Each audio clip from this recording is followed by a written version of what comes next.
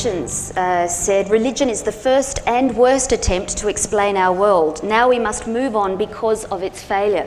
Has religion failed? Jane? It depends on how you look at failure. It has with me. I mean, I'm an atheist, so it has with me. It depends on what it wanted to do. I think if it wanted to control large portions of the world, of humanity, if it wanted to become often very rich and powerful, it succeeded. I think if it wanted to control, corral and limit the opportunities of women, it succeeded in doing that. So it depends on what it wanted to do as to whether you decide whether it's failed or not. I think if it wanted to, and this I'm talking about is religion, organised religion, the major churches, the major world religions. If what it wanted to do was improve the lot of humankind, it has succeeded to an extent, but with large holes, which are the ones I've just mentioned. I wouldn't define it as a success or failure until I knew what it wanted to do. Yeah, I think it gets back to our definition, and then, yeah. Okay. And I see it as organisations. I see it as churches, hierarchies, mullahs, books telling you how to live and what to do. That's how I see religion. Mm-hmm. And yet I guess some people would say that there are many good things that have come out of people who are involved in organised religion. Absolutely. Well, human beings are complex. And most human beings have goodwill. Most human beings are trying to do the right thing. I think in some cases, well, I'm a feminist before I'm an atheist.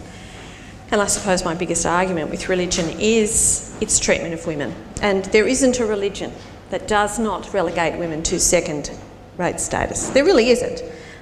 People occasionally bring up Buddhism as an example of one that doesn't, but I always ask them the question, they can't answer it, how come the Dalai Lama has never been reincarnated as a girl?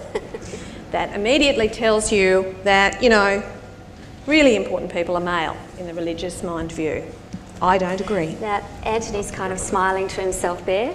Well, I think I just wanted to actually question or shoot the messenger in a way. I think Christopher Hitchens has been used wrongly as some wonderful example of what atheism can be. I mean, I think one of the things that people have forgotten with Hitchens and his ilk, Dawkins, and indeed Sam Harris, the three people who've written books in the last decade or so, is that particularly with Hitchens, there actually is a particular loathing of Islam. This is not actually focused on all religions. If one reads Hitchens' work and his actions and beliefs in the last 10 years since 9/11, to me there is a fundamental difference between saying that there's a problem with religion and at the same time saying, oh, but I like the idea of America bombing most of the Middle East. So Hitchens supported the war in Afghanistan, the war in Iraq, advocates bombing Iran.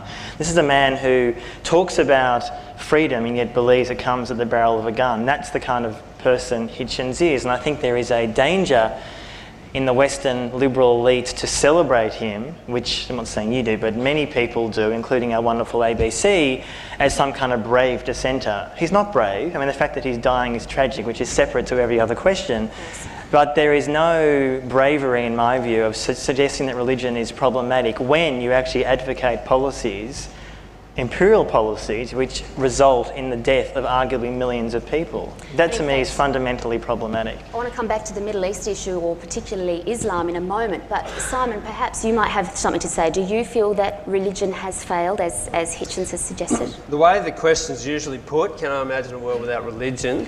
Yes. I can, and it might be a good thing, because usually when it's put, the assumption behind it is normally people who are thinking of, would we be better off without terrible hatred between different groups? Would we be better off without the violence and things that we associate sometimes with religion? Would we be better off without stifling laws and things that we feel like limit our freedom? Often people are thinking of hypocrisy and people who preach one thing and live another way. They might have experienced bad things at the hands of someone who claimed to have faith, and so I'm very sympathetic with the question, but it does seem ultimately kind of the wrong question, because to me it feels like saying to get rid of the abuses, we need to get rid of religion. So we might as well, like saying we want to get rid of science because we don't like bombs, or we want to get rid of money because we don't like greed. It doesn't. I think we have to look at it in a more sophisticated way than that. I think we are hardwired to. I mean, every culture throughout history pretty much has had some religious impulse. So I think it's it does seem to be hardwired into it. So we need a more nuanced discussion than just, should we get rid of it? I mean, Christopher Hitchens, religion poisons it. There is a thing called religion, and he wants to get rid of that. I think probably you're right about that. His real target is Islam, but he definitely doesn't hold back when it comes to Christianity either. No, that's true.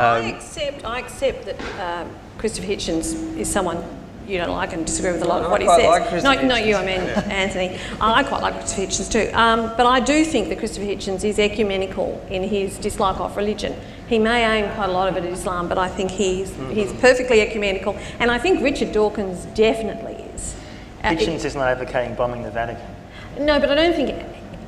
look, far as let's I not know. get into No, that. yes. It's a different discussion. I'm not sure he's advocating bombing Islam either, but he's advocating things I don't agree with. Simon, you're itching to say I something? was just going to say that, if I can speak for Christianity, because I'm a Christian, that there's no question that Christianity has been responsible for some terrible things in the past in the name of Christ. Terrible violence, terrible oppression in certain cases, and the wielding of power.